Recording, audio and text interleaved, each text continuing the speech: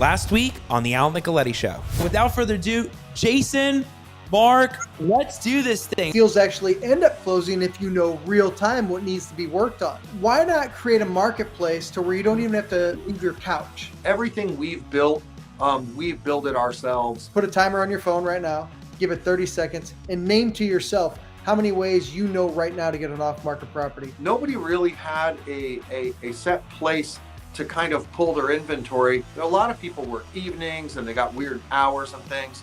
And that also played into the development of the software. So I decided that at that moment, like, wow, I should put together a really small database to kind of help these people out. All the things that are associated with getting a deal to the finish line, we'll have in place. A lot of people see so much potential behind this because of all this connectivity power that's going on and how this is going to change a lot of the ways that deals are happening. We have built the ability to automate the transactions. The main component is connecting people that wouldn't have been connected so everybody can do more transactions and make it streamlined. That's huge. That's instantaneous right there. I mean, everybody wants to have that happen. Hey, everybody. Welcome to Wednesday night, 9 p.m. Eastern. Another Wednesday on the Nicoletti Show. I'm so happy that you are all tuning in. I see the numbers that they keep doubling and increasing right now for the George Salas episode today. I can't wait to introduce George, and he's going to tell you all about the short-term rentals, the short-term Airbnb market, and how you can capitalize on it. But first, let me just say, if you missed the episode last week with Mark Cole and Jason Palliser, Mark was having a couple things going on with the sound and everything, so we couldn't get him, but Jason was able to really talk about the new white label marketplace that they're able to talk about, where it's going to drive so much more virtual deals between buyers and sellers, whether domestic or international. It's going to be a really interesting system.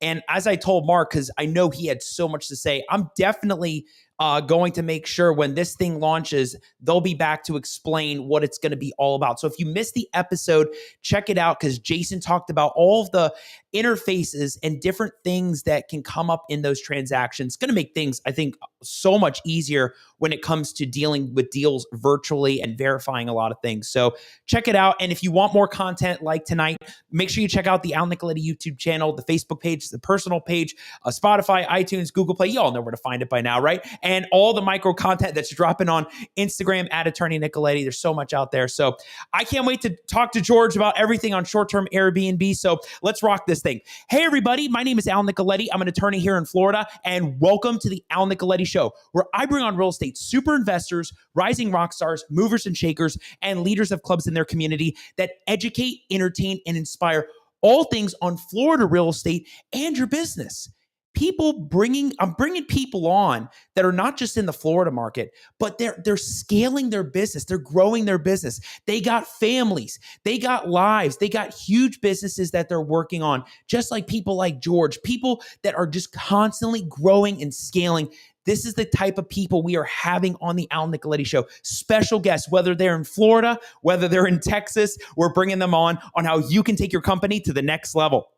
As I said in the beginning, I can't wait to introduce the guest tonight. I love this guy. I met him in Family Mastermind. I love Family Mastermind and what Matt's been able to do, bringing all these people together in education and the real estate space. It's been awesome. And I remember when I was at Family in March, I remember seeing George because I saw him on a Zoom that we were having in Family, and I saw him there and at Family, and I was like, George, I see what you're doing out there, see what's going on in Facebook and what you've been building with the short-term rentals, and we really connected. We hit it off, and I love what he's doing. I can't wait for him to dive in, because we're going to really dive in on, what it's like working in the short-term rental industry right now and the impact of the current economy on the short-term rental market. I've had Michael Guju talk about the law side of things. I've had Glenn Friedman talk about, what to look for locally when it comes to short-term rentals. And I've had other guests like Jason Matthews talk about stuff like in the Tampa market, the indicators of what you're looking for. And I love George's approach because he brings it from the wealth generation side of it, what you can do no matter what market you're in and what you're looking for. So that's going to be huge. And what it's like launching a $10 million vacation rental fund, the business model, the structure, and everything that comes with it. That's going to be cool. There's a crazy story we're going to talk about because George posted it on Facebook. I caught it before we got on backstage talking about some of this stuff. And I was like, we got to talk about this story. And he's got this new wealth creation business model. It's like a STR, wealth, leverage, and insure deploy. It's like a whole system that he's going to talk about. And he is the family man, super dad, not just investor, but super dad. And we're going to talk about work-life balance. How does he do it with the recent newborn? And, and how do you manage family and life and business? I mean, it's crazy seeing all that stuff. So I can't wait to dive in. So without further ado, let's welcome him to the show. George Salas. George, what's up, man? What's up, Al? That was actually the best intro that I've ever had. Wow, brother. I appreciate you for that, man. I'm like, I don't know. Wow. Like, what else am I going to say? You just crushed it, man. All right, give everybody your number. We're good. Everybody knows where to go now. They'll find you.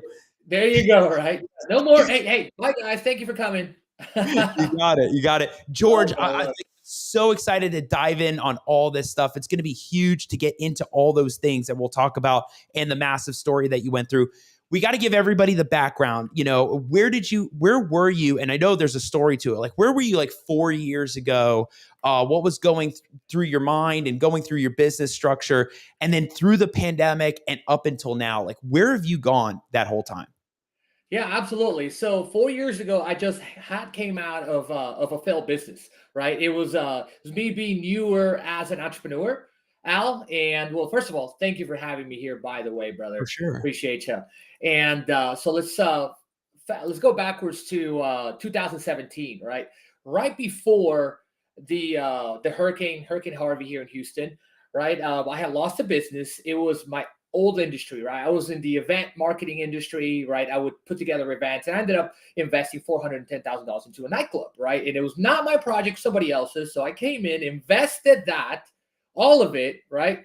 And the project a year and a half later failed, right? So we didn't have an actual ownership on the land, right? So we essentially started the project very late. A lot of it was my fault. Well, pretty much all of it was my fault, being that I lost everything because I personally didn't do the right due diligence, right? I didn't vet the partners correctly. But that's the first lesson, right? Never partner with somebody without vetting them and really understanding and getting on the same page, right? So right after that, I said, what am I going to do with my life, right? I didn't know what the heck I was going to do. And all I knew is that I was meant to be something better, right? I was not going to stay where I was. And I decided to go into real estate. So I started going to seminars. So I started buying books, right? And buying courses that I could afford. And I didn't get to join a coaching program back then yet because I couldn't afford it, right? So, but I did fill myself up with as much information, as much knowledge. And then the most important thing out of that is in all of these events, I actually connected and built deep thrusting relationships with a lot of the real estate investors that I'm really good friends with today, right? So I went in that market and I built the relationships. So I was already doing deals with a lot of people. And that's how I launched the wholesaling business, right? Wholesaling business was me wanting to really wholesale. And I was working in the business every single day for, I would say, about a year or so, right? Where I started to transition into short-term rentals. I was wholesaling and I was also flipping, right? And then in the middle, which is July of 2018, this whole transition happened. I made $62,000 between all of my businesses. And I was like, okay, the real estate is the thing. That's what I'm going to do, right? And also at that time, I said, I'm going to quit everything else I'm doing. I'm just going to focus on real estate, which at that time I had to go back into doing the marketing thing from January to July because I lost my entire business, right? So essentially, in July that happened, and by December of that year, I had brought in $313,000 in gross revenue for my real estate business, reinvested pretty much almost everything and into short-term rentals. And I started with apartments, right? I was at the time rehabbing, but I was also leasing a bunch of apartments. So in literally 6 months, Al, I had about 20 short-term rental apartments, right? And each one of them were leases. They were not purchases yet, right? And then as I was doing flips, I was like, well, this short-term rental thing is working. So, and what I realized at the end of that year is that I struggled a lot, right? The first year as a true like real estate entrepreneur. And my biggest lesson that year was that I needed cash flow, and I needed a sustainable business, and I needed stability, right? So those three things helped me realize that I needed something was different. So wholesaling wasn't bringing me that. Flipping, heck no, was not bringing me that. I was actually having to put in, I would make some money from wholesaling and I would throw it into my flips, right? So I loved the short-term rental model, but I didn't realize that I was getting into these smaller deals, which are gonna at that time they were just lessons. I was learning how to really maneuver the entirety of operating a short-term rental business from the ground, right? Fast forward to right before COVID. Literally in that amount of time, like almost 2 years, I was at 35 apartments in about 2 to 3 homes, right? And in COVID, imagine having, like I'm sure you remember, right? The people during COVID that had long apartment complexes and long-term leases, and nobody was paying the rent, right? So it's the same thing here. I was, I found myself with a city that was shut down, and then nobody was booking.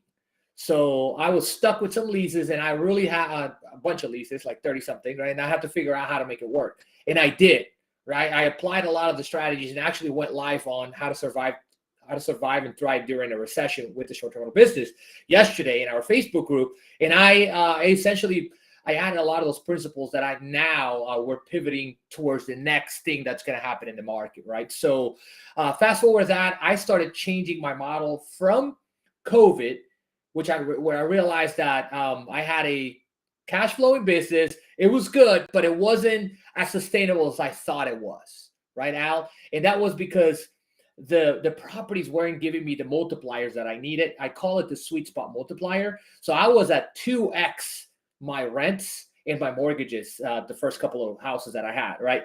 2x.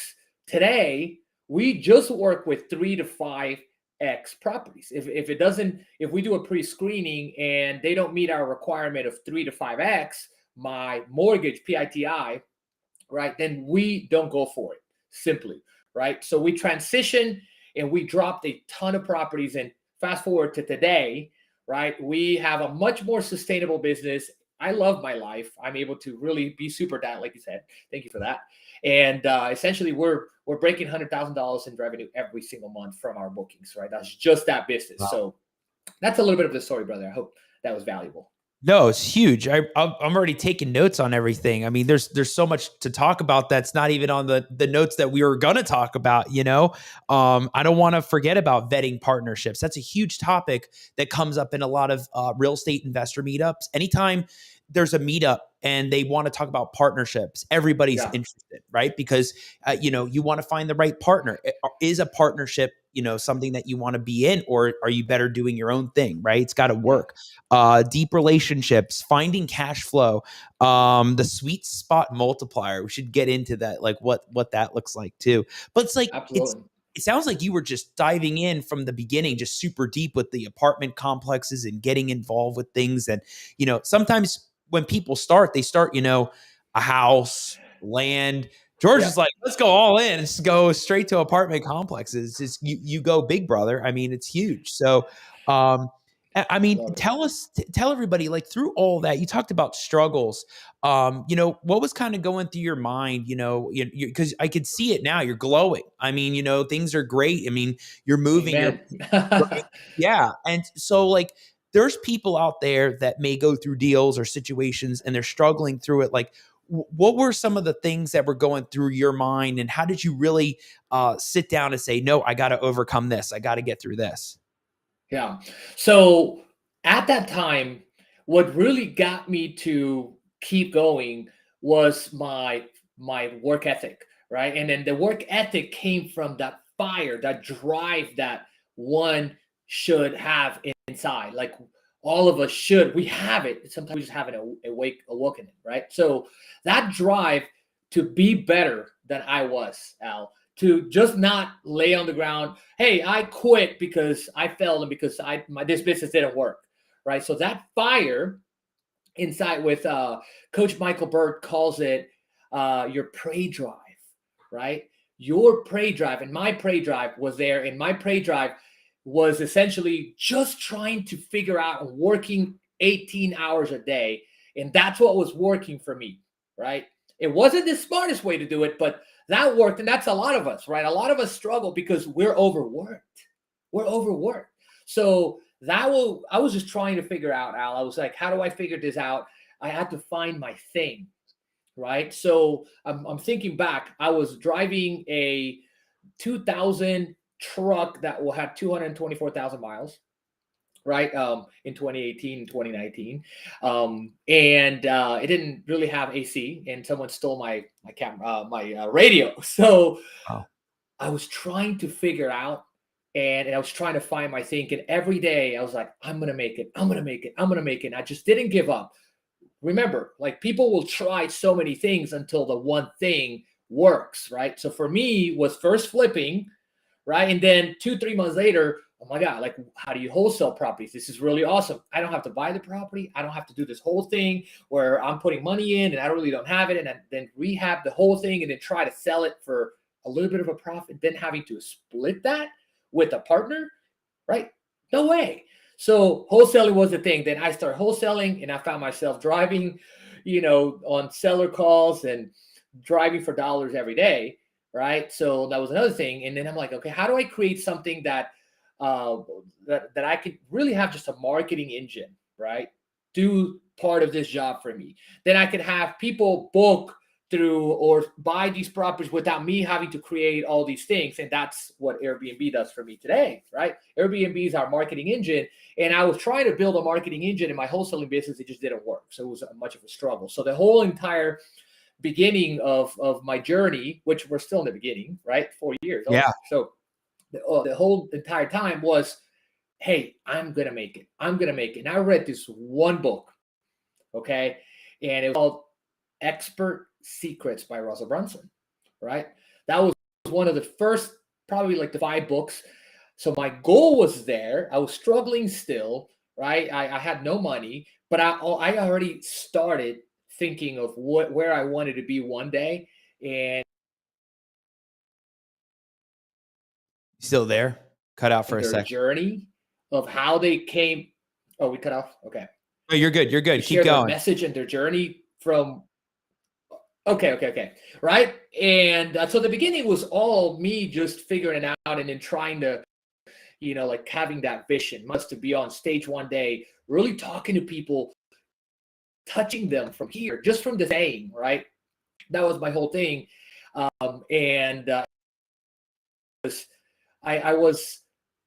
had the vision, and I was truly trying to work my butt off to get there. And then it was just, it's a journey, right? Like you fall down, like I would fall down. Yeah. This would COVID happened, and this happened, then this happened, right? As an entrepreneur, I learned that you're going to fall on your face almost, like if you're not prepared, you're going to fall on your face a lot more often. If you're prepared, you're going to fall on your face a little bit less, but you're still going to fall on your face. And the big takeaway from that is it sounds like you just went through a lot of trial and error when it came to that struggle moment. Like you basically were talking out loud about what was going through your mind. You're like, George, is this going to work? If not, pivot, right? If this is not going to work, then pivot. And don't be afraid to pivot in those situations where you know that, all right, this isn't going to work out. Maybe this is not really my thing. But you want to find something different that's going to generate cash flow. And I love what you were talking about with like, some of the other struggles was like finding cash flow. How many people want to go after deals, right? They want to invest in a short-term rental, or they're like, hey, that's a great house, but I don't have the capital for it, or I don't have the financing or the backer to do these things. What were those things like when you were going through that? Like, hey, I got to have the cash flow. I got to have the funds to be able to put this up so I can now generate the kind of money that you were talking about the other day. It's crazy. I love it. Absolutely. At first, when I started flipping out, it was, hey, Do you want to do a flip? This is the deal. I've got a really good deal. If you have some money, let's do this flip. Let's partner up. My resourcefulness got me to do a bunch of flips, right? So when it came to wholesaling, my hustle got me to do those wholesales. And when it came to the short-term rental business, that 1 month that really was my big win that year was a $62,000 month. That got me to start in short-term rentals. So I needed that one win, and it happened, right? So I essentially started something brand spanking new, which was the short-term rental business in August, because we did the whole thing in July, right? In August, I was already taking action. We launched in the middle of August because as soon as I had the money, right, I was like, pay this, do this, like the house I live in, I rehabbed it in 2018, right? And I've rented an Airbnb, and now my wife and I decided to move here. But I still remember taking that wholesale money from that $6 and rehabbing the house I'm sitting in right now, right? So the struggle was real, but it was mainly a struggle because not enough knowledge and skill and wisdom to be able to make the right decisions as a business owner, right? So I didn't have that. Yeah. And that's what's so great about what the position you're in now, because, hindsight's 2020, you saw all that stuff. And then people that are watching, or, I see everybody that's out there right now. And I love the interactive audience tonight. Frank Spalding's out there. Zach Weiss, I see you out there, man. Oh, what's up, Frank? Dancito, he's out there. Frank, Mike. I mean, you got people that are watching and they're saying, well, wait a second. George has been through this. George has gone through these scenarios before. We want to learn from those experiences. That's what's so great about this, right? So George, let's dive in on a lot of this stuff, right? Now that you're in this niche, we went through where you came from, how you're doing it, and everybody can tell, like, George is a wealth of knowledge with like all of this stuff that he went through. What is it like working in the short-term rental market, right? So I've had guests on that come on that talk about the benefits, the ups, the downs, like where to buy, how to buy it. Do you have, there's certain qualifications of where you're looking to buy it. You don't want to just buy an Airbnb out in the middle of nowhere. You want to buy it where corporations may use people to come in and, whether it's a big bank or a big company to use it, right? So what's the market been like right now? What are people looking for if they want to get into this? And what's this current impact of the economy when it comes to short-term rentals? Absolutely, brother. I love this stuff. I could really teach a 4 or 5 day seminar on it, right? So first of all, the market right now, year over year, from 2021 to 2022, today, mid-year, right? Since I did this live yesterday or today, I was researching to be able to really create, a really nice presentation, right? So year over year, the growth of the entire industry in the U.S. is up by about 20 or 21%, right? The supply is up by about 25. So the supply is outpacing the growth, but based on what everybody else, all the other markets, the crypto market, right? The, like the stock market, right? All the other markets I've seen and I've heard that, obviously I'm not studying them, but this is what I hear, right? Everything is down. The stock market is 20% down, since the beginning of the year. The short-term rental industry is up. Right. So there are no signs in the industry that anything has happened. Right now, I can't predict the future, but based on what I know and the signs that we're getting from bookings, from revenue, from occupancy, right? And occupancy is one thing, and I'll talk about it in just a second, right? But based on those stats and those numbers from last year to this year, and even for the last 6 months, there are no signs that a recession is going to hit the short-term rental industry very hard. Now, let's take us back to the last few recessions, right? The impact that I believe a recession can have on our industry is minimal, right? Just like when COVID happened, the impact was just minimal and it was in certain areas, right? So with that being said, the most impacted areas or markets in the short-term rental industry were the metro markets. That's where all my properties were, right? Then The second most impacted areas were the fly out markets, national, right? Like Hawaii, Aspen, Colorado, and those during the last recession, which was a mini recession during COVID.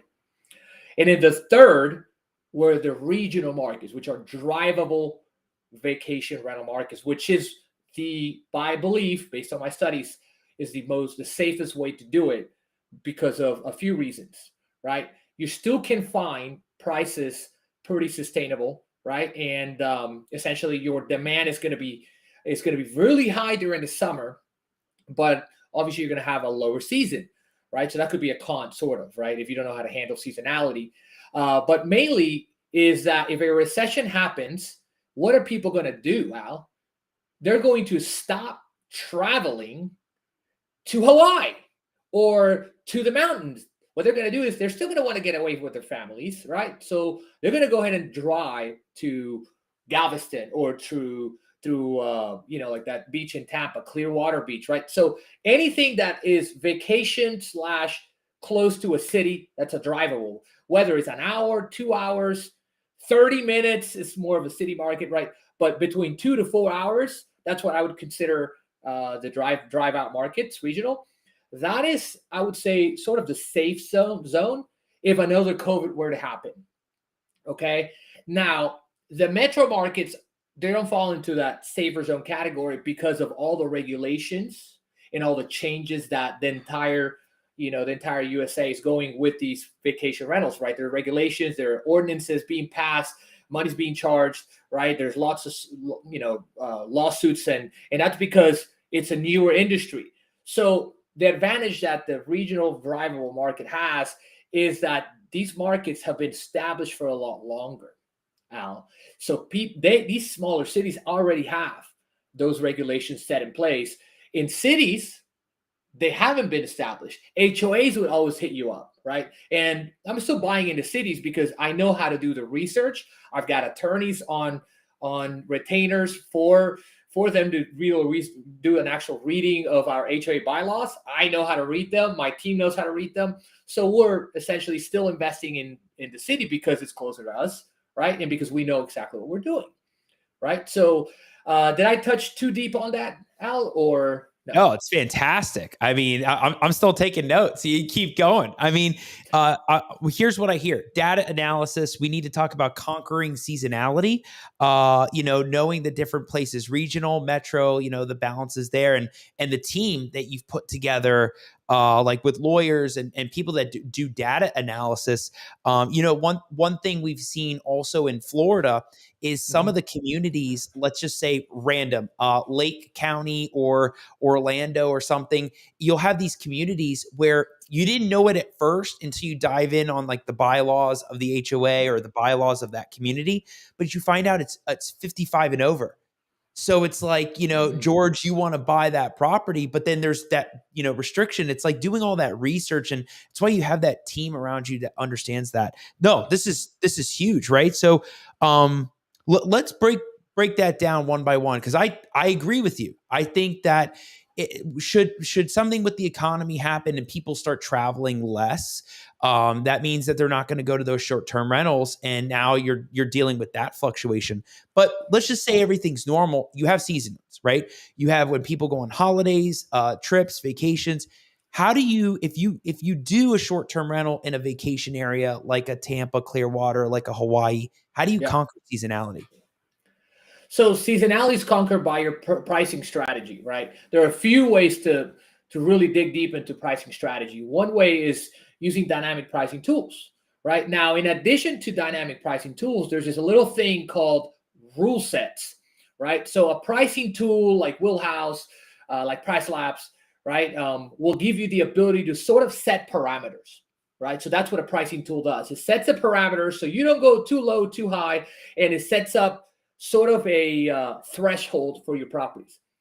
Now, your rule sets, they're secondary, are adding essentially the final touches or your manual changes. A rule set is simply an actual modification of pricing or minimum stay or booking, right? Booking length in a consecutive period that you have chosen. So you can essentially create a really cool little rule set and select next month. In about 3 minutes, we are able to utilize the rule sets along with our tools to set the prices for that season, right? Your tools will help you, for example, set up the higher prices, longer stays for like Christmas holidays, because you want to get those Christmas holidays booked, right? You want to get more than one reservation Christmas week. You want to get one for New Year's Eve, your Thanksgiving. You don't want to get somebody to book Wednesday for Thanksgiving and then Thursday and leave Friday, because now you have the entire weekend left. So you set the parameters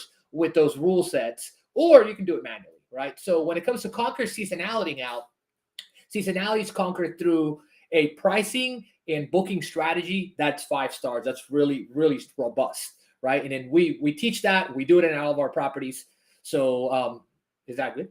Yeah, no, fantastic. Yep. I mean, are you all learning out there? I mean, I know everybody's watching. Boston Dave, we're gonna get to you, man. I see you right there. I know Frank's like taking notes like crazy. I can see it right now. No, it's fantastic. Like I said, What's up, brother? Yeah, everybody's watching tonight. George, I could bring on, different people in this market that do these things, and everybody's seeing something different. That's what's so amazing about this is the different knowledge, the different education, the different experiences, the fact that you've really gotten into this and educated yourself.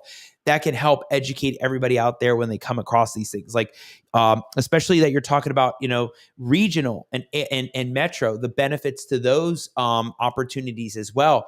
What have you seen? I mean, I'm sure you're investing in those markets. What have you seen as an opportunity for those markets? What, metro or regional? Either or. Okay.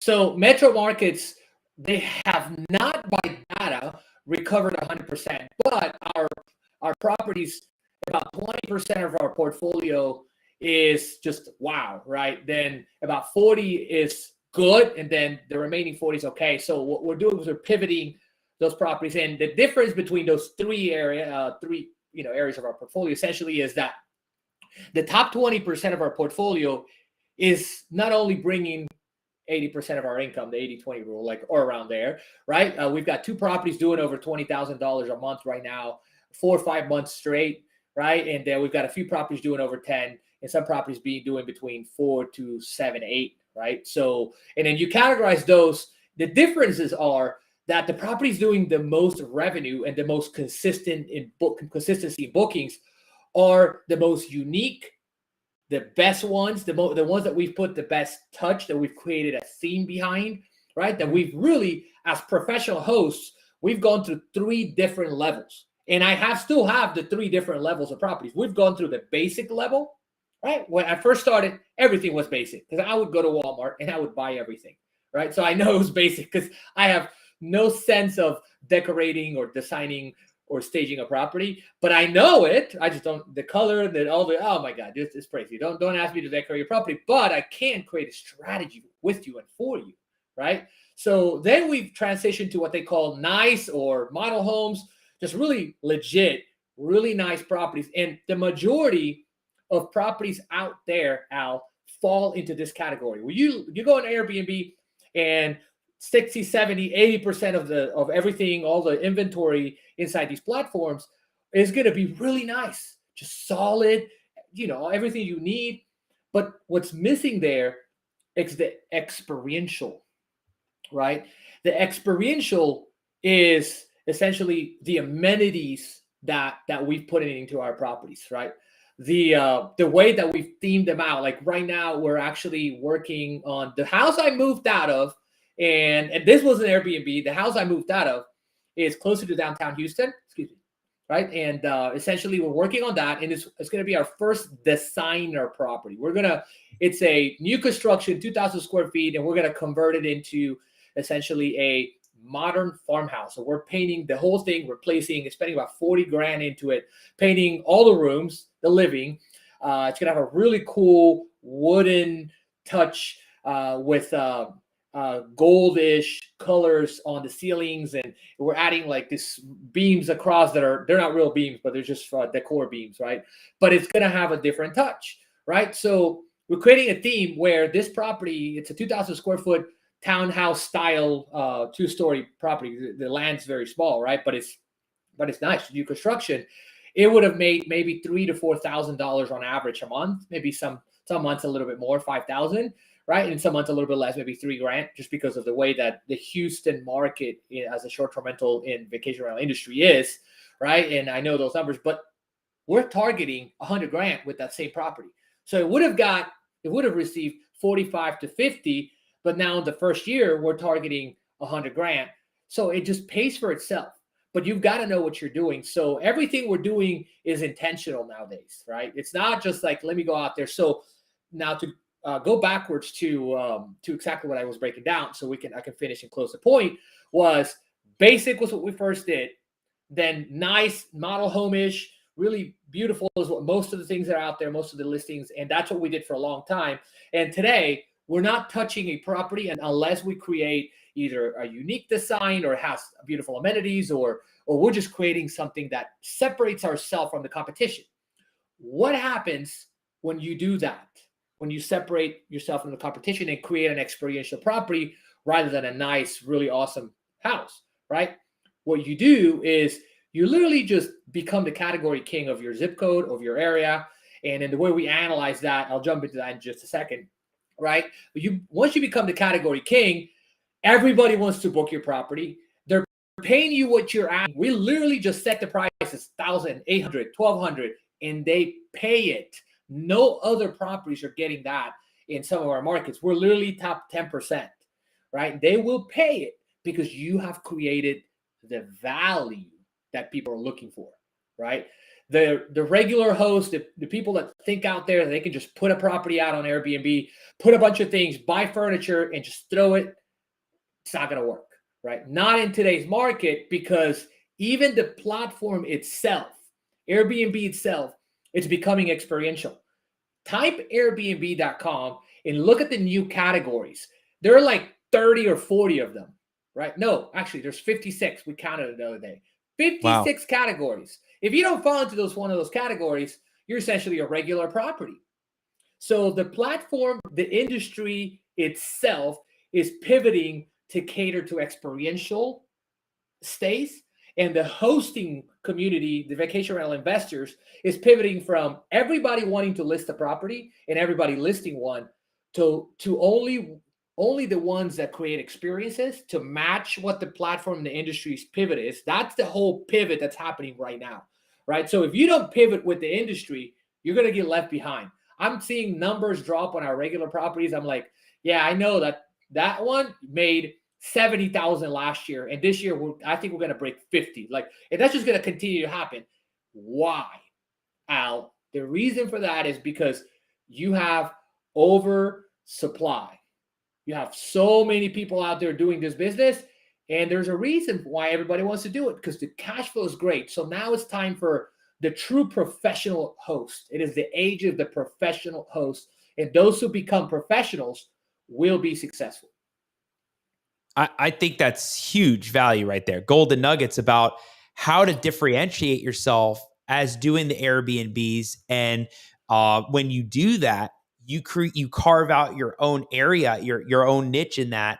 And that becomes a want, right? But for people that are traveling and are vacationing or moving there, or that just want to hang out there, it's a different experience, right? So I love what you're saying. It's like, make it an experience. And that's just going to draw so much attention to your Airbnb. And I love what you were saying, you said just now, and what we were talking about the other day, which was when you're targeting, is this house or where this property is going to generate that kind of monthly income, or, is it going to cash flow this versus this? And you're doing an analysis on everything when it comes to this, which is fantastic. And we'll talk about, for sure, how people can get in touch with you about the strategy and if they want to learn more about it, because that's, at the end of the day, this is what George is doing. Like, he's zooming in on this, every single time. And he's developed a whole new, he's working on it, a whole new model system when it comes to leveraging the Airbnb short-term rental market. So George, this is valuable. And people are all watching this. I see Gio, he's watching. He says a lot of great content tonight. Frank saying good nuggets. If it's not the right furniture, you're wasting money in many cases. Gio can't believe it's 56 different categories. And he said, this is what makes the host stand out from the competition. Great nugget. I agree. I think that right there was totally different. Totally. So I used to post properties and they would just start cash flowing. Like, it was ridiculous. This is my first year. A little apartments, 1925, they would start making money. Like, we would launch houses and then, there was a lot less supply out there, Al. So, but the age of that, of just listing a property, is gone. It doesn't work. Yeah. Everybody's moving and shifting into new strategies now. People that were, maybe just wholesaling now want to also get into Airbnb. People that were doing short-term or single-family homes now want to get into land. So the market where it's going, people pivot and shift. So I think what you're zooming in on, how do you differentiate yourself from the rest, and how do you become unique in this market, is definitely a research project. George, I don't want to forget Boston Dave's question. He had said before, niches give you the riches. So that right there is value. He said, can we talk the 30-day minimum rentals? Yeah, absolutely. I am not very, very familiar with midterm rentals, right? So I am not going to say I'm a guru on that or I know everything about it, right? But I do know that there are some platforms like Furnish Finder that are really good, right? Now, your marketing strategy has to be completely different than short term. There's a different reason why people book, but you apply the same principles, right? So if you're wanting to do 30-day minimum, and it is for whatever reason the city maybe didn't allow, and you still have a property, there is no such a company that is the winner or the number one out there that does only midterm, right? Midterm will be sort of an addition. Like, you got long-term, you got short-term. In one day, there will be midterm. So whoever comes up with that is genius. Maybe I should, right? Right? There's no such a midterm. And everybody, right, in the industry that really is sort of struggling, or the city didn't allow them, or for whatever reasons, the regulations don't allow short term, they want to do midterm. So let me tell you a couple of nuggets. So whenever we did midterm was only during COVID, and then right now we just have the relationship with we don't get a lot. I would say maybe 5 to 10% are going to be midterm, but we do get them, right? So, and that's through the relationships that we have. So one cool place to really build that is your insurance companies, right? Really cool place is, and I'll throw this out there. It is the relocation specialist. So what was the name of the fellow asking the question? Oh, Boston Dave. Boston. If you want to succeed in midterm rentals, 30 days or more, you should check out and build relationships with relocation specialists. Those are the people that have the relationship with insurance company. Those are the companies, right? So we've covered this in our coaching program in some consulting clients, right? We went a little deeper because they wanted to, but the only thing about those types of rentals is that, they have, there's no platform to go in and sort of do the exchange. There's no marketplace, right? But as long as you build a relationship, but there's a really cool thing called Google out there, right? And I just tell my clients, Google relocation companies and call them, right? And then you build the relationships and you offer in your inventory. You got to have a real legitimate. And I would recommend that anything that's midterm, that you do it outside of Airbnb. And most of the time, those people are also going to go into Airbnb. So the really cool thing is that you're able to actually build out your own fees and charge your own service fees if you do direct booking, right? And that's the advantage. So I have not yet met somebody, which is really cool, because I probably should meet somebody that specializes in midterm. So I hope that helps. Yeah, there you go. I think that's gonna be your next project right there. You'll probably look into that one. Yeah, for sure. Frank was saying, or Boston Day said extended say, and then Frank said there's a few small cities with limits like that, 30 days or so minimum. So Yeah. Yeah. they're out there. And Gio was saying, good point. RELO companies are great source for that and to build that strong relationship with them. So, I love it. huge stuff. People want to connect with you. Boston Dave's ready to connect with you. I love it. I love that Let's you're, do it, brother. it's great. George, before we get into like, what you are working on model wise and building that out, because we want everybody to stay to the end for the crazy stuff that he's been working out. That's it's gold, right? When it comes to short-term rentals.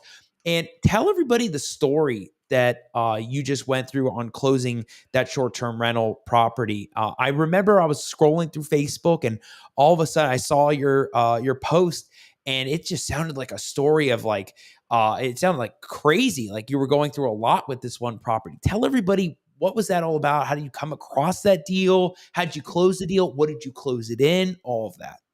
Yeah, absolutely. So I came across a deal through a friend of mine, a wholesaler, and she literally just texts me properties every once in a while. And we weren't ready to buy another one until obviously we needed to find the right property. So she sent me this property, I think at the beginning of July or something, right? And maybe at the end of June. And I look at the numbers and then I'm like, okay, well, this one is about 2 minutes from the one that's bringing me $170,000 a year. So I'm like, let me just check it out, right? And it meets all, maybe all but a couple of our, our pre-screening checklist, right? We build an avatar, essentially is what I'm talking about, right? We have an avatar for each city. Like if we're investing in, in Galveston, we'll have an avatar for Galveston. It's a property avatar that we build. So, and if you want to invest in Florida, right, we'll build you an avatar for your city, right? And then that avatar is basically the sweet spot property price point, right, and revenue combined, right? It's the one that brings you the best gross rent multiplier or sweet spot multiplier. And if you don't mind, I'll break that down for everyone. No, please. I wrote that down. I'm like, we got to talk about that. So go for it. Yeah, absolutely. So when we're building an avatar, we're going after a property, well, just like what we did for this one that we just closed, right? And I'm going to go a little bit off topic, okay, of the story of that property. So when we're building an avatar, we go through a process that is called, like, the first part of our process is pre-screening the house, right? It needs to meet a certain checklist, right? And then essentially one of them is the gross rent multiplier. What the gross rent multiplier essentially is a screening metric that we use to figure out how much of our total value is the property going to bring in gross revenue. Okay. So for example, right, you know how they say 1% for long-term, right? 1% a month, right, in rent. So very similar metric for short-term rentals.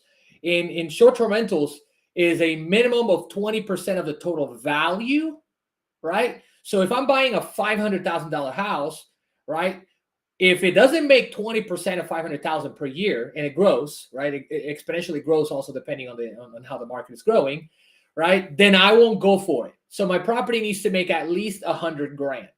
The property we just purchased, right, our projected numbers were between 100 and 130, but we're going to go all out, right, because we're going to build out something really, really cool. We're posting the whole thing, as we do it in our Facebook group, or probably my personal profile too, right? So as we build it out, essentially we're gonna show it off, right? So the sweet spot multiplier is another metric that is essentially it's a number, right? So essentially you're taking your total gross annual revenue, right, and you're dividing it by 12. So let's just say my projection is 120, like this particular house we just purchased. Right. So I'm saying, okay, I'm going to do 120K a year, right? I'm going to take that number and we'll divide it by 12 months. Okay. And then when I divide it, I get $10,000 a month, right? For the sake of even numbers. Then I take that and I divide it by my PITI. If my project is 3X or less than 3X, right? So for example, if I am, my PITI was $4,000, you take the 10,000 divided by 4,000, that's 2.5, right? I want to be at a 3x minimum. So the highest my PITI is going to be in order for me to create 40 to 50% margins, right, per month, profit margins. So that's how I pre-screen a property. It's very cool, easy process because you can really tell if this is going to work. The only caveat of this is that you have to know how to do the market research so you can identify that gross rental revenue per year. And this pre-screening method, you just do it in your head or throw it in a quick spreadsheet. You take 10,000. If it's not 3x, we don't do it. But this only applies to single family, right?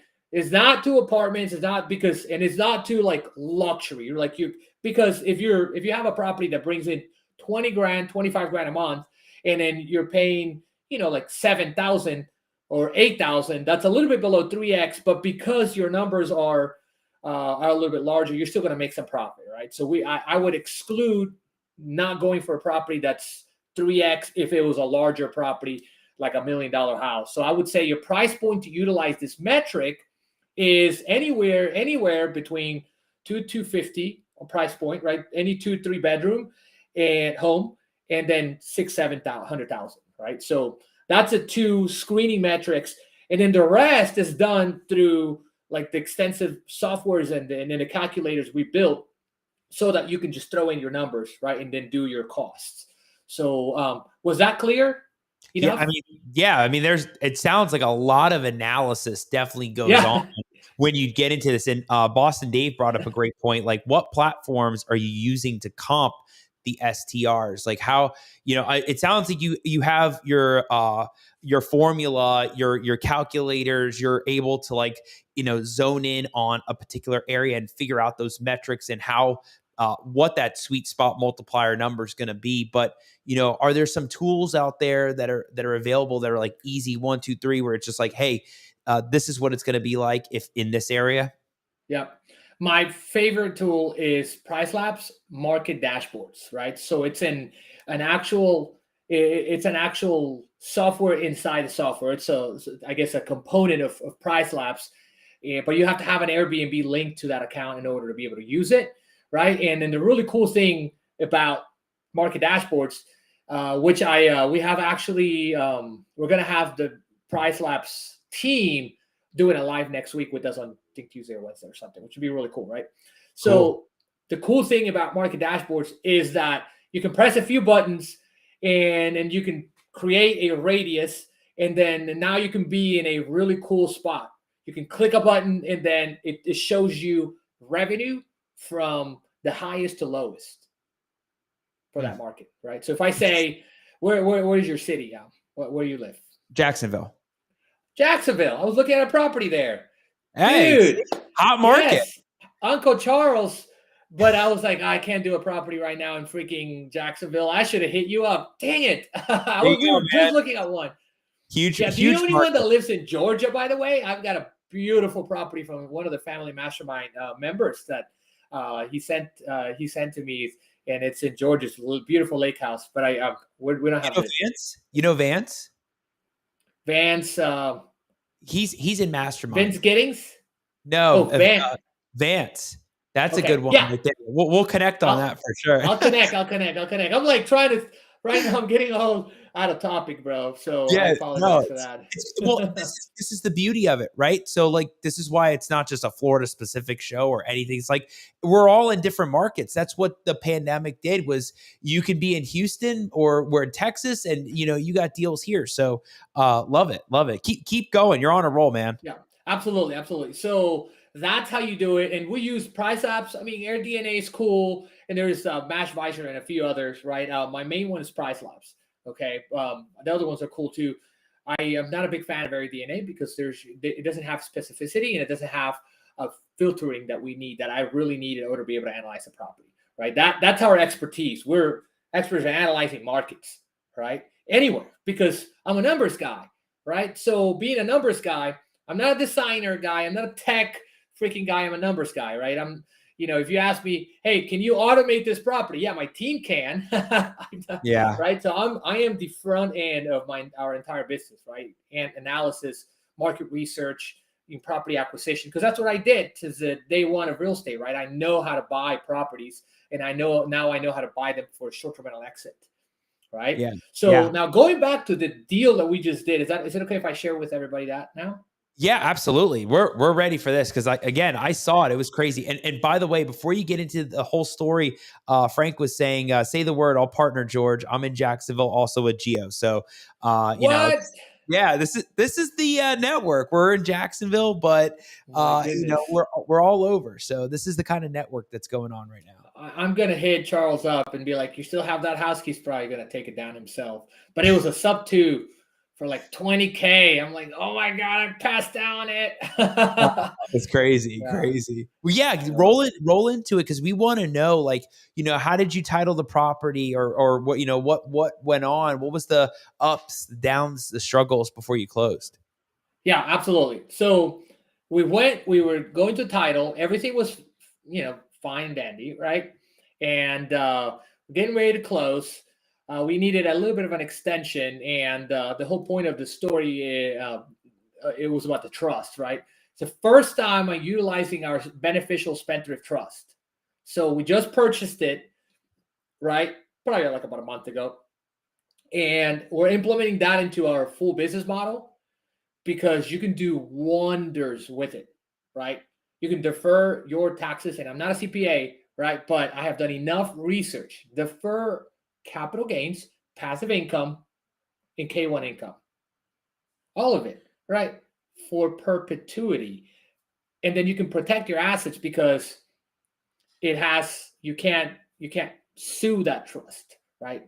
Divorce can't take it, bankruptcy can't take it, so it's beautiful, right? It's not out there. It's what Grant Cardone, he don't talk about it, right? And the Rockefellers use, Trump uses that trust, big dogs use that trust. So we are implementing a very highly sophisticated strategy into our whole wealth creation now, right? Because before, and it's still, like, we teach people how to do short-term rentals, and we love short-term rentals. This is what we do, and we're really good at it. But there are a few components that are missing, right? And what's missing is really strong, robust strategy, right? It's missing a couple of vehicles on how to create more money on your money, how to leverage your money, how to leverage what you have. So I'll talk about it in just a second, right? But it's really cool. So we're closing on this house, and then title says, you know what? We're not going to be able to put the trust in your name, right? So in your trust name, right? It has to go under the trustee. So I'm like, wait, what? Okay. That doesn't make sense because, we don't want to do that. So I went and boom, I started, if you knew me and we worked together for a week, you'd be like, George, you're freaking resourceful. You're damn resourceful. Like, I will call everybody I know and it just try to figure out, right? So I called everybody I knew. And of course, I started with the people that set up the trust for me and attorneys. And I called the owner of the title company, and I called the lender, and I was like, this and that, and their attorneys.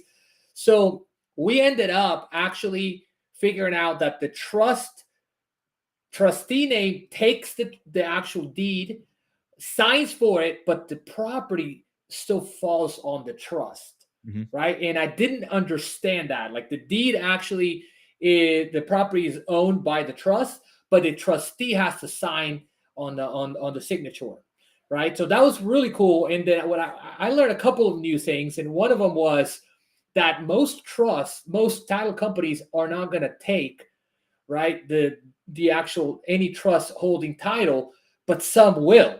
So I went and did research, and now I have my next title company set up, right, so that I can actually not have any issues. Even though I had to sign the property still in the trust, I didn't want to sign as a trustee. So we ended up figuring it out, right? And then what we're going to do is essentially, once we work on the refinance, because this was like a cosmetic upgrade. It was sort of a rehab, right? Not a full rehab, but a cosmetic upgrade. So once we are in the process of refining, we're going to go ahead and put it into the actual trust, and you can move your assets, right, with a really cool strategy. We'll talk about it a little bit more, but that was the whole story I had. It's just about becoming resourceful, right? I was able to figure out the problem. It took a few extra days. I actually switched lenders as well, because otherwise I would have to put down like $150,000 $10,000 to close, right? So I went rehab way, and we only put like $50K down, which was really cool, right? So that was the whole story. Yeah, no, sounds like you had all your numbers for whether it was going to work as a short-term rental, right? Yeah, But absolutely. it's the logistics of getting into the title world. That's a whole thing too, because title insurance, whether they want to close with it or not, that's a whole thing. But it sounds like it worked out the right way. Where you are with that property. So, that's going to be great. And you have a whole strategy of refinancing it and then putting it to the trust, which is huge. And Boston Dave said land trust for sub 2 ? Geo said make that trust name so long as there is no space for the trustee name to be on it. So everybody's got a different strategy when it comes to this stuff too. So you learn it, whether it's from George or Geo or Boston Dave or Frank. I mean, so many different things that you come across. But and by the way, George, it's Vance Courtney in Family Mastermind. Vance Courtney, I'll hit him up. Awesome. Thank you so much. Yeah, Vance is awesome, man. Super cool guy. George, the other thing I wanted to make sure we covered, because I mean, this is super exciting in your world, is the launching of the $10 million vacation rental fund. The business model, the structure, and everything. Well, first of all, I think you were talking about this to me when we were having dinner the first night of Mastermind, which is like you wanted to launch a fund and get into this. And I'm thinking, wow, George has got some big aspirations, and I know he's going to do it, and you're doing it. So tell everybody what's happening.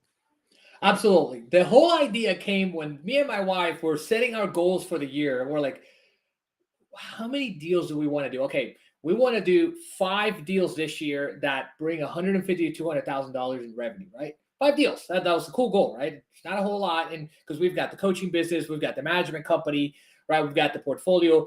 And then Mona and I are always getting more properties ourselves, right? So we wanted to do 5. And we do the lease arbitrage too. So, and now I'm just trying to figure out. So I sit down, and we're sitting down and on the couch, right? And we're like, okay, babe, what are we going to do? Okay, so we have a few choices, right? Go do it with our money, do it with private money, right? Or go start something pretty crazy, right? Where you could raise and just do it one time. Because that's what a fund is. A fund is a pool of money that you raise one time in 5 years. And you just bust your butt one time for 12 months to make that happen. And then, as long as you perform well, obviously, and then you're great to your investors, which is one of our main priorities. And I can't share the name yet, but we've partnered with a huge group that scales funds, right?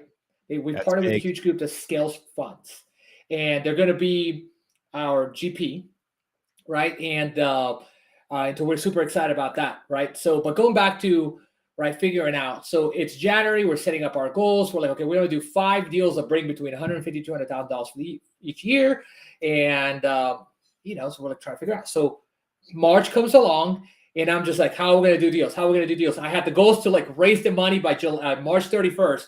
The family mastermind was March 7th. So I see you there, I think it was March 8th or 7th or something like that, Al. And we're sitting and I'm like, Al, or I'm asking Andrew, what should I do? I'm asking AJ, I'm asking Matt, Andrew. So I'm like, what should I do? Should I go raise private capital, or should I, because I want to do more deals. I want to really because I love short-term rentals and I love real estate. It's my passion. But that wasn't the whole thing, right?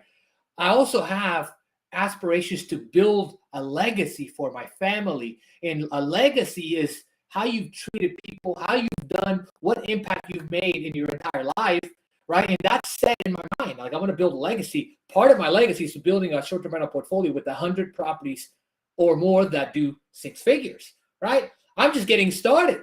So I set myself the goal in March 9th, the day I left the Family Mastermind. So thank you to all my friends from the Family Mastermind that actually, inspired me to do that, right? One of them was Andrew Schlack. He was like, George, go with the fund.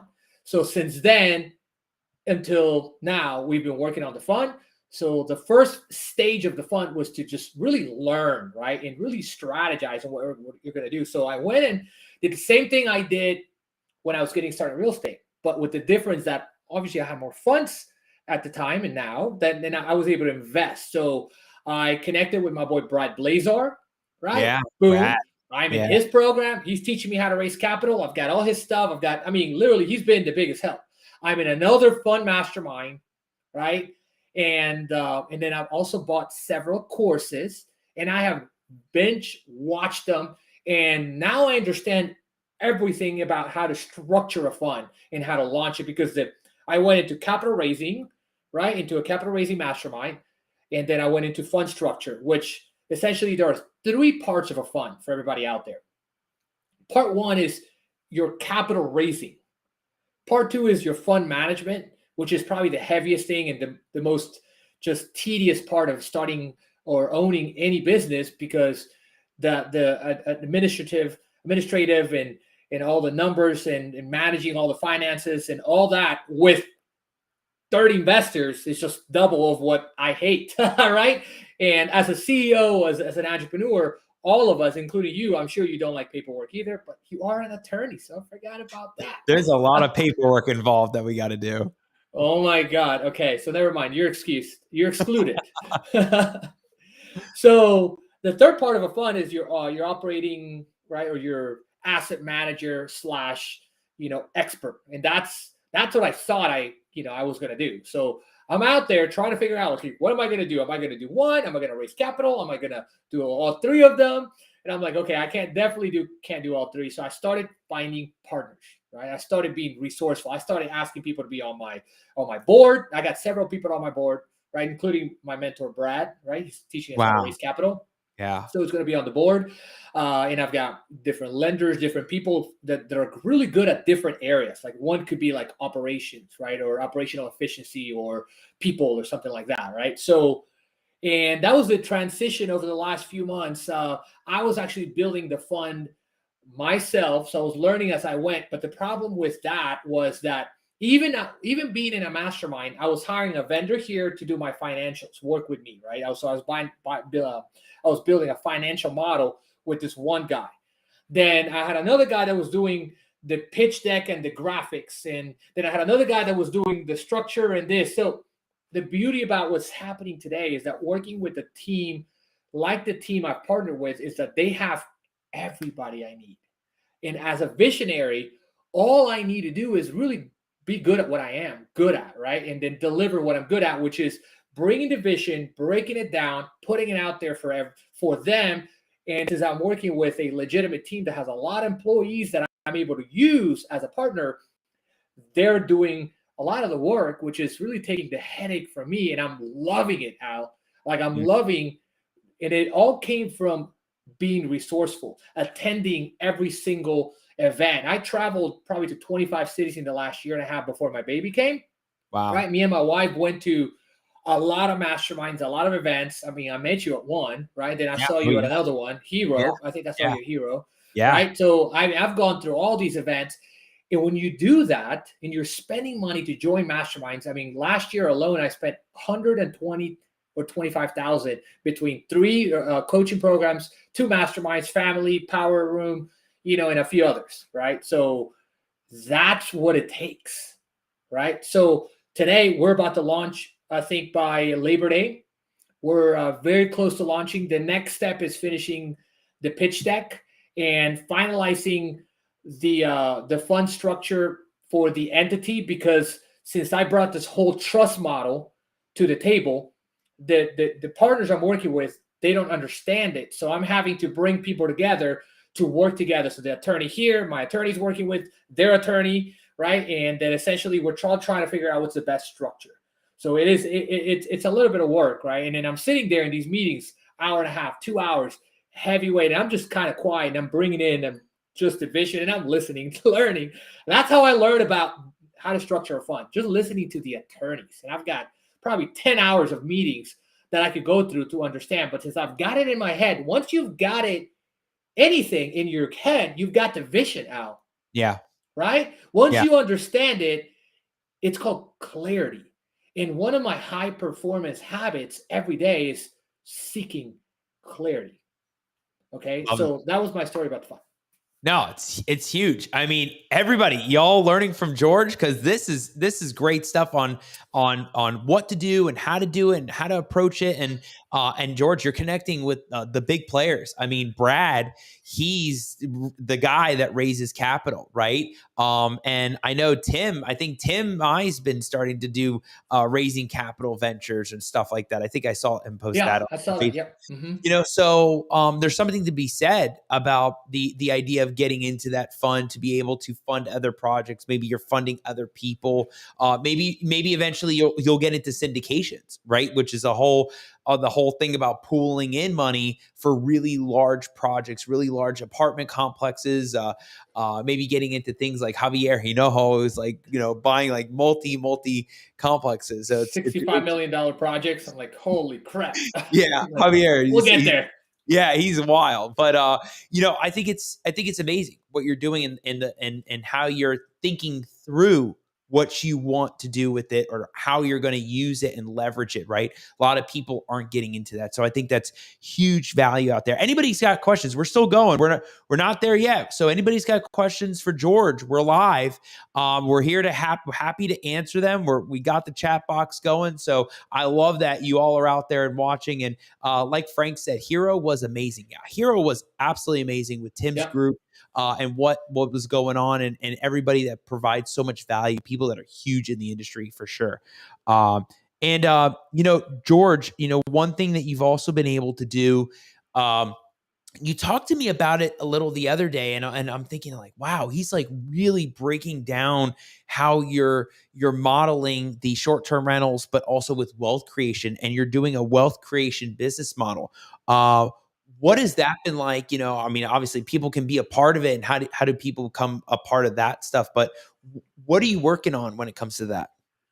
So this is this whole idea / implementation has come from the development of the fund creation, which is, I'm going to put it all together, right? So why are we doing a wealth creation model? Because the fund is the end of the wealth creation model, right? So I'll break down like the steps.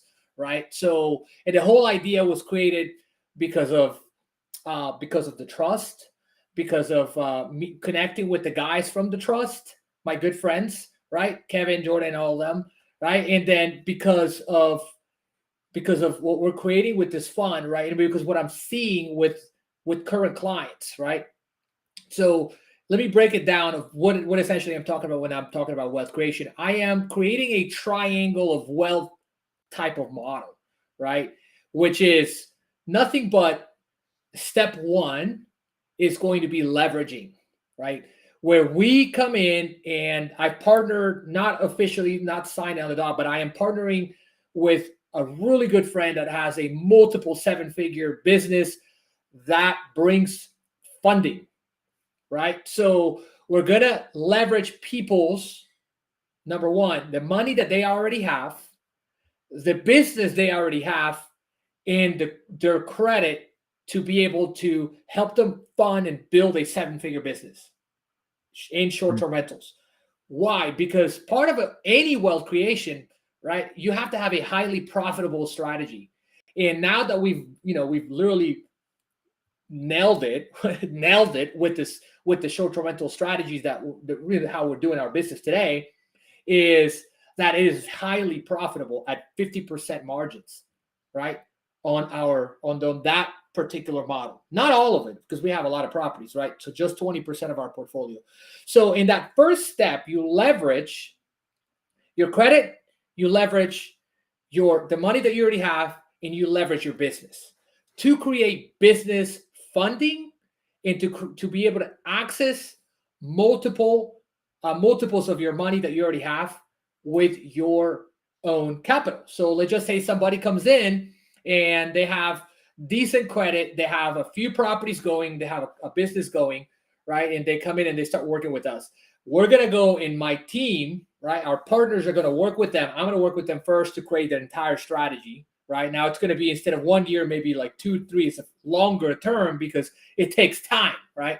So if somebody wants to build wealth and they want to do it in the short-term rental niche, we're your guy. We're not just the people that teach short-term rentals anymore. We're creating our own fund, our own wealth creation model, right? And then with the step leverage.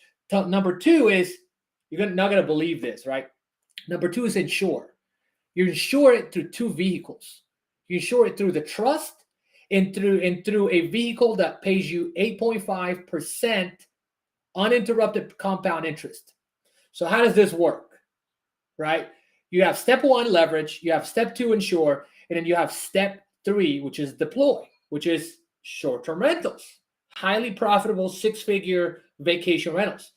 In step 1, you leverage your credit, money that you already have in your business. Then you take that money, let's just say between that whole little process takes 3 to 4 months, right?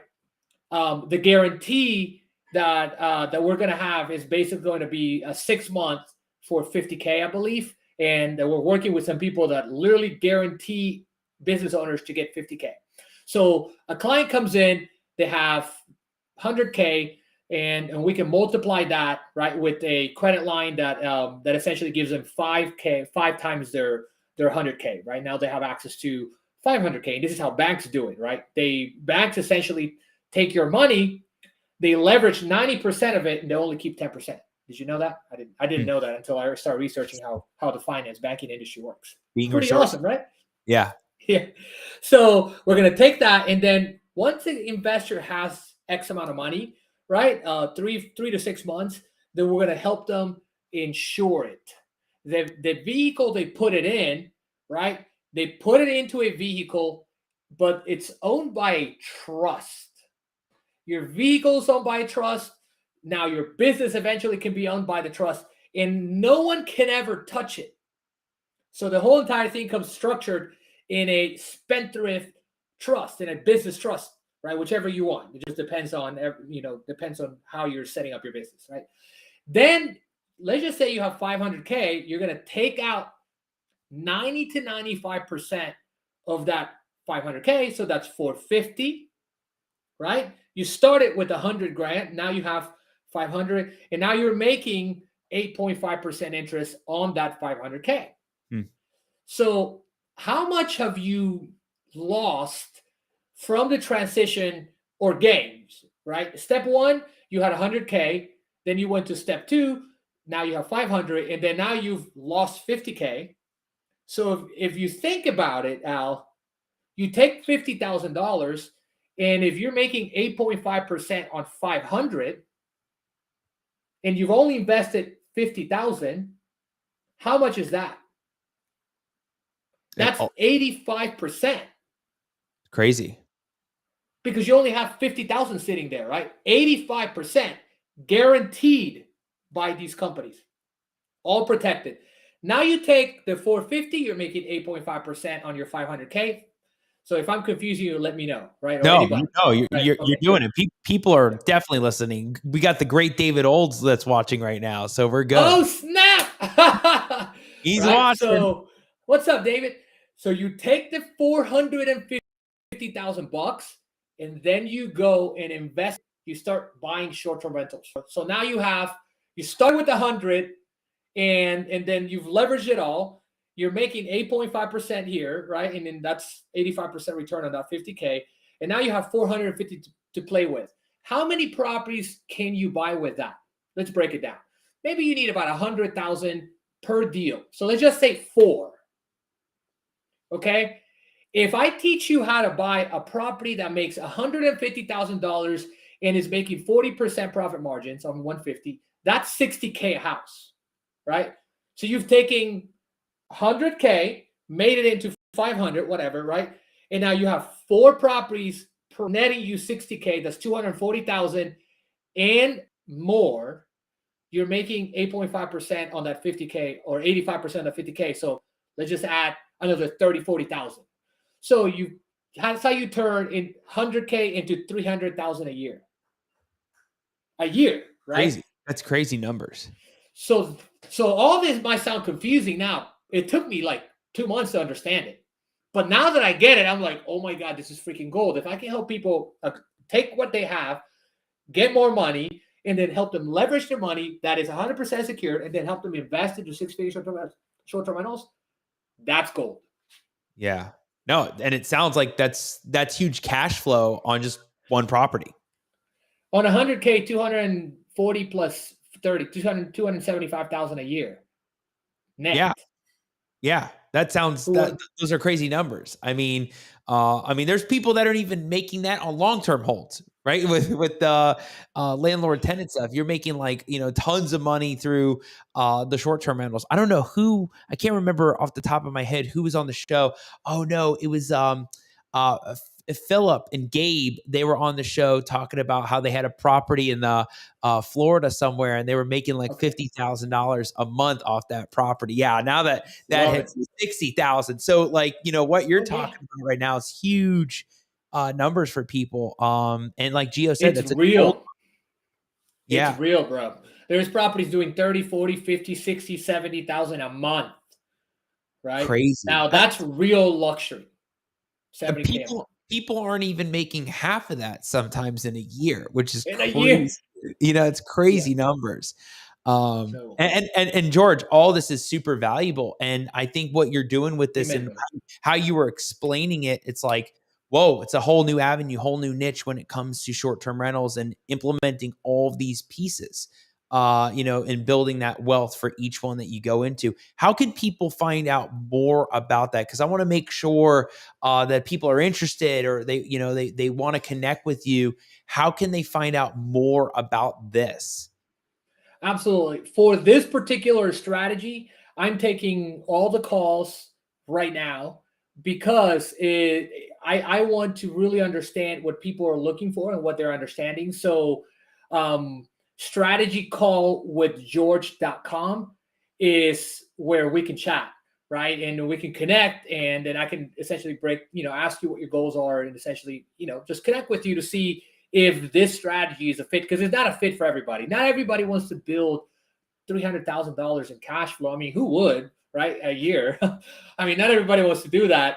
So, and if you guys want to know my process for my short-term rental business, my six-figure process, sixfiguresdr.com is just my a free training for everybody. Sixfiguresdr.com. And this is from a presentation I did at a group of 8-figure entrepreneurs, right? About 30 of them. Yeah, George, can you say it one more time? We want to make sure we get the Chiron up there. Absolutely. Get it up there. So my short-term rental model separately is 6-figure, the number 6-figure STR. The number 6-figure STR, like as in short-term rental, right? So and then that's where my actual training is. That explains my entire model, how I'm doing today, right? Not a year and a half ago, 2 years ago, not when I got started. We're always innovating, right? Because you got to pivot. So I love real estate, brother, and I love making an impact with people when I'm like talking. You see my passion. I'm like so excited about talking about these things, bro. So it's super excited. It's crazy because it's like, you're building out all these systems and processes that help others in generate or get into this game or get more into short-term rentals. But the nuggets and valuable information that you're providing on some of these things that right off the bat, when it comes to STR comps or, what people should be looking at when it comes to these things is huge value for people out there. Just that alone is education and amazing content. So I'm so happy that you're talking about this, because we always can learn.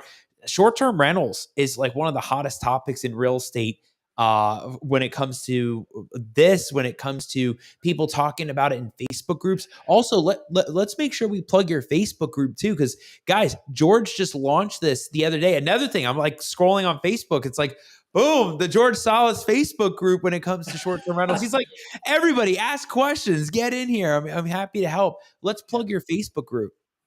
Absolutely. The new realestateInvestor.com. So you can go on your browser and then go to the new realestateInvestor.com. And the group's called 6-Figure Short-Term Rentals for Real Estate Investors.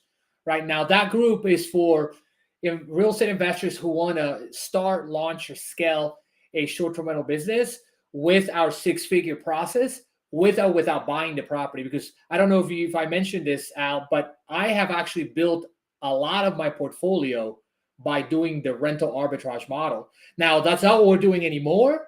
right? Because things have changed, but I know how to do this. And the main reason why I don't like it is because I can't go in there and really create what I want in that property, right? Because our model moving forward is unique, different, differentiate yourself from the competition. And I can't do that if I don't own the property, right? So, but we know how to do it, and we'll be happy to provide value. There's a lot of really good content. We've picked up we're in a coaching program where we're learning how to deliver the most value possible to our audience, right? So you guys are going to go in there and you're going to see a lot of really good.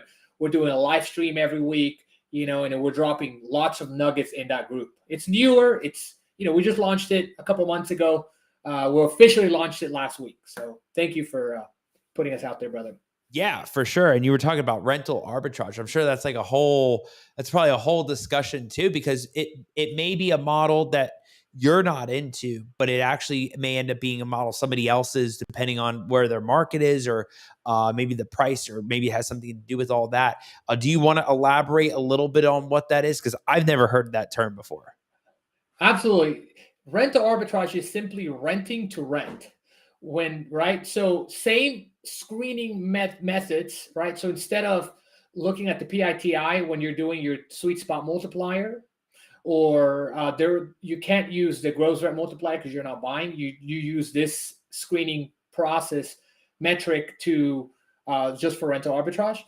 You're renting your property, same 3x, 3 to 5x, and then you're renting properties instead of buying them, and you're negotiating. So I have a full workshop on that, and I've done several of them, and essentially, we teach people how to negotiate with the landlord, what clauses to put on those negotiations. And the advantages of rental arbitrage are that, like your cash, if you do it right with the right model, right? I have done rental arbitrage deals that didn't really give me the cash on cash that I wanted. I've done 10, 20, 30%. I've done 200% rental arbitrage deals, right?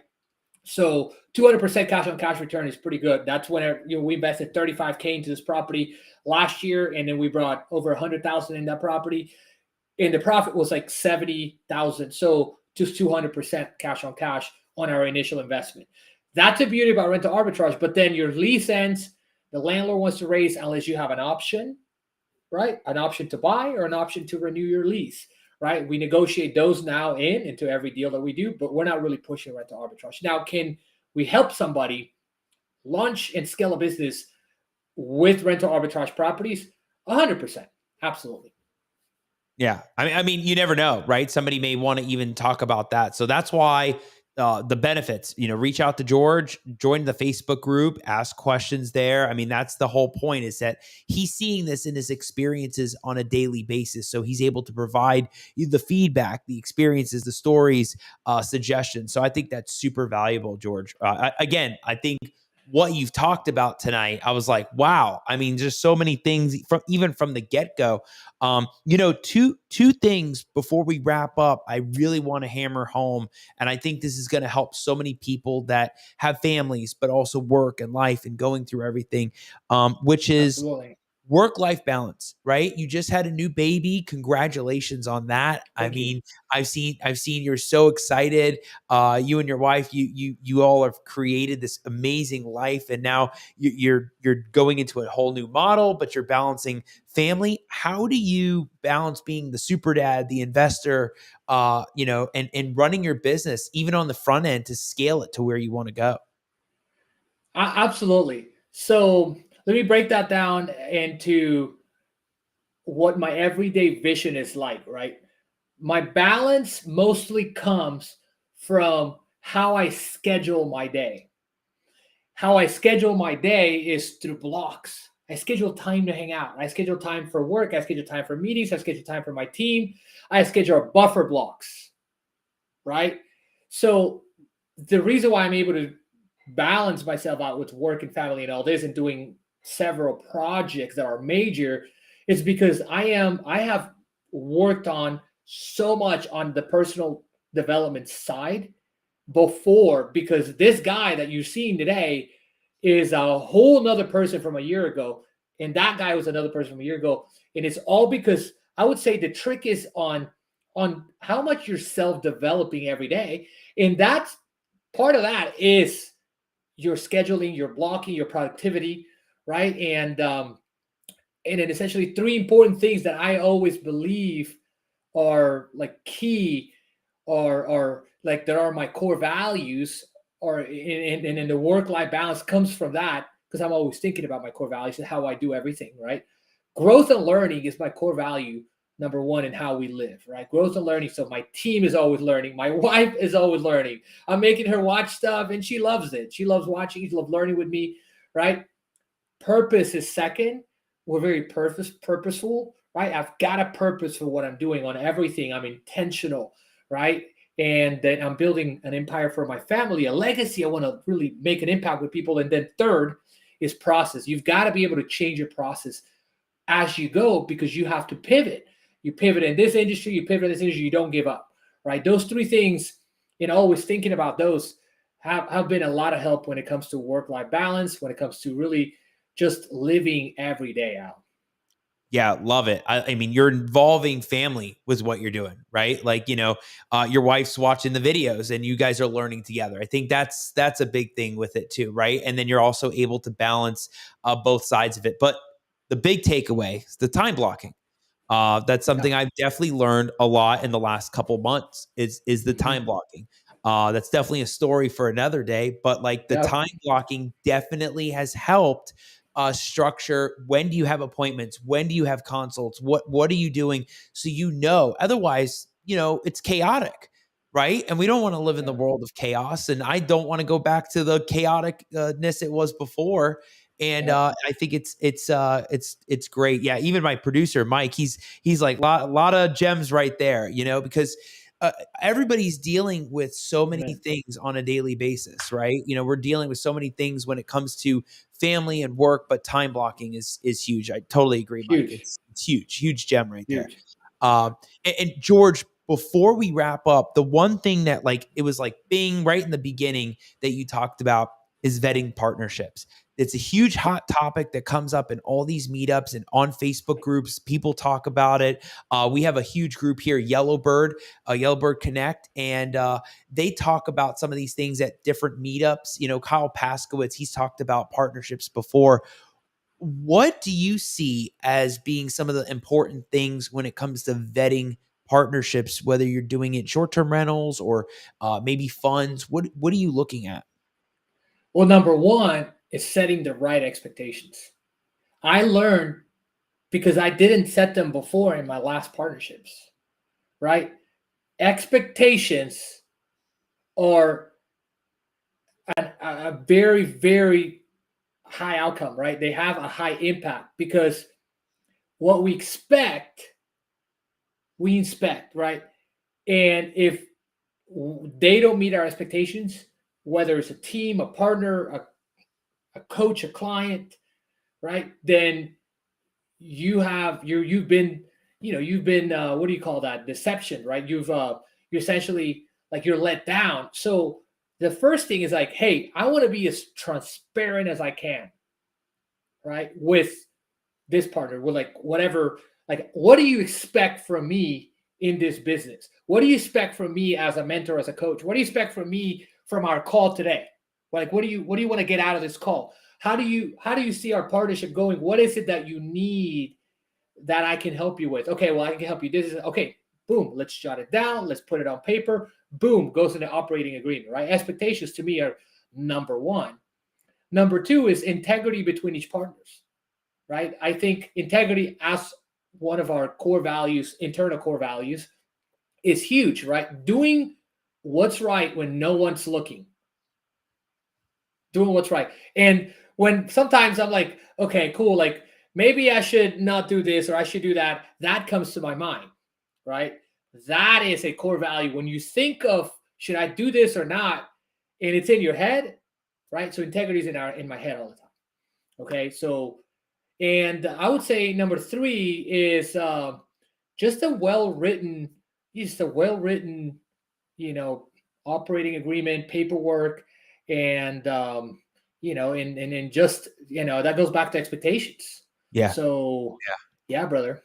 That's huge. Expectations and integrity. I mean, if nothing else, those two alone are huge, and that's great that you're seeing it from that perspective, right? Because we've heard different things, right? Well, when it comes to partnerships, you don't want to be, you don't want to have that same personality you are also working there, because that may be a clash. You want people that are going to complement somebody that's good running on the front end of the business, somebody that's good running on the back end, somebody that's good with marketing. The other person is not. Like finding those, opposites, right? The whole idea of the opposites attract. Somebody's good at one thing, they're not at the other, and finding the complementary things between them, which is huge for partnerships. But like you said, expectations, setting expectations up front. What do you expect of what we're going to be doing in this? What's your role? What's my role? What's happening? And the integrity. You got to have that. Otherwise, the business doesn't succeed. So, George, huge value. I know everybody Amen, got. brother. Yeah, huge. I mean, I could feel the energy and passion coming from you, man. I mean, it's great. I mean, Frank Spalding loved it.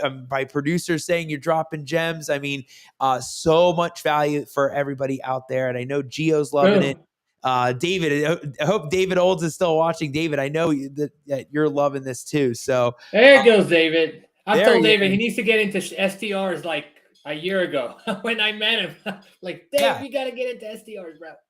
David, let's go. I know you got the reels going, so you'll start talking about that. It'll be perfect right there. So there you go. That'll be great. George, before we hop off, one thing that I do with the guests before we wrap up for the night is final words, final thoughts on anything short-term rentals, business strategies, models, being the super dad, anything in that category that you're thinking before we wrap up. Absolutely. As you've let me share a lot, right? So I just want to end with, with saying to everybody out there, like, if whether you're doing good or whether you're doing excellent or you're doing bad, right? There's always a dream. So lesson number one here that I want to end up, have a limit to your dream, right? Meaning have a threshold to where, hey, once I hit that, am I going to be happy? Right? Have a threshold. So there's a place for you to get to and you stop. Because my mentors tell me that, like, you need to have somewhere where your goal is. So to me, is 100 deals, 100 houses. Cool. That's a big dream. I want to live a good life, right? So, but have that. Number two is don't let anything or anyone stop you from your dreams. Simple, right? And then for those super dads out there, give me some nuggets, man. I'm just a new dad here. My wife and I just took our son for the first hospital visit or a clinic visit to the, doctor, and we're doing fine. Just how do you sleep, dads? Goodness, I had to take a nap today at 6 o'clock before I hopped on here because I've got to perform. Like, I really want to share my message, right? But I'm so tired. Like, wow. You did it. Super dad did it. So that's incredible. I mean, the naps right there, that's another golden nugget, right before you get on the show. Yep. And George, one thing we were talking about the other day, which is one, how can people get in touch with you? But two, who are you looking for to get in touch with you? Remember, we went through that. Yes. So we are actually looking for partnerships in the finance side, right? We have one solid one, right? But we're looking anybody that is able to that has a relationships with these banks, because that's going to be part of it. I mean, I'm going to find it, right? And whether I'm calling it out there, I'm putting it intentionally out there to everybody. You told me this. I'm like, put it out there on the show, call it, because when you manifest, it comes to you, right? So partnerships on the finance side, so we can partner with them in part of our wealth creation triangle, right? So anybody that's on the finance, whether it's business funding, more like the banking side, where they have access to investment banking, right? Because we want to be able to provide that for our clients, because that's, like, it was struggle for me, because when I started, I had no money and I couldn't do anything about it. And maybe I didn't find somebody, but I don't think somebody out there really helps other people build different areas of their life, right? Like, different areas of their business with this type of model. So if somebody's out there with finance and you're out there listening here, let me know, and I'll love to connect. There you go. Reach out to George. We've been putting all his information up there. We'll keep going until the end. Thank you, brother. Yeah, we want to make Appreciate sure that. to connect with him on Facebook, on the Facebook group, his new group, and make sure you connect with him if you're interested in setting up that strategy call like he was talking about before. We'll make sure we put that up again for you. But George, I gotta say, I'm blown away. It was tons of content, information, and golden gems and nuggets and fire. I mean, it's so much stuff tonight, and I just want to say thank you for taking the time. You know, I know you're super busy with the baby, the business, the family, and to come on here live on a Wednesday night. I really appreciate you, man. Brother, the pleasure is mine. I'm stoked you actually let me talk this long. Thank you so much for having me, brother. Appreciate you.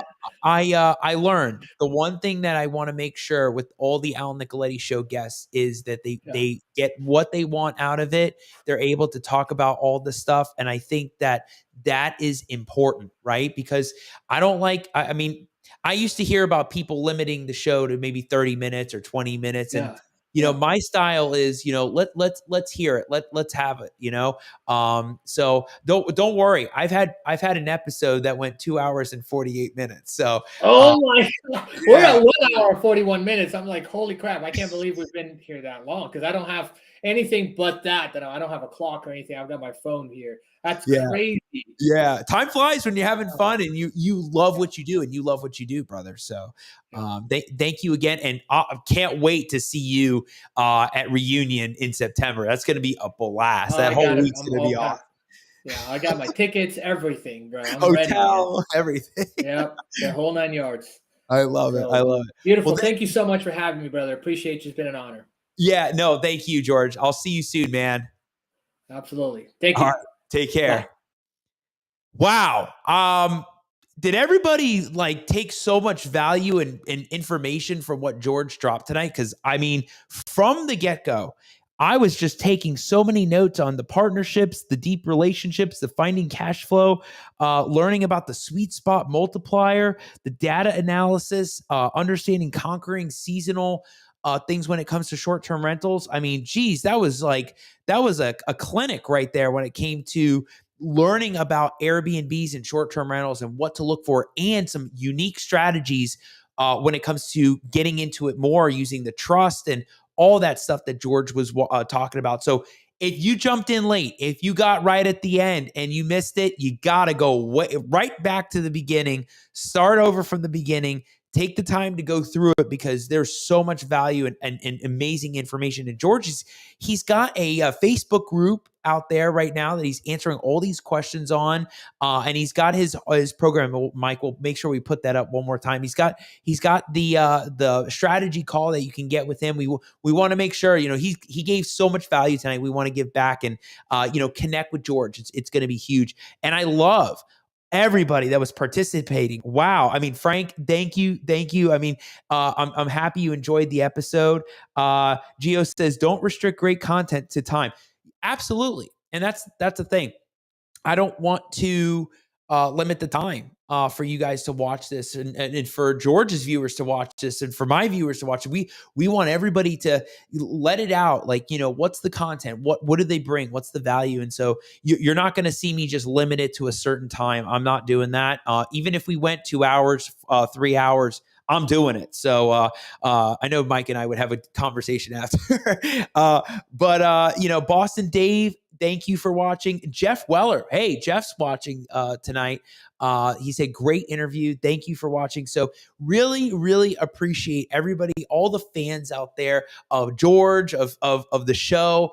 Keep watching. Stay tuned. These are the type of guests that we want to bring you. And next week is going to be a huge one too. You got to stay tuned because I'm bringing on Mark Drager talking about marketing, like real social media marketing and branding. And that's Mark's really good at this stuff when it comes to that. So I can't wait to break that down with him. And these are the guests that we bring on, the George, the Marks, and they're providing all this value. So stick around. Teresa said that this was great. Thanks, Al.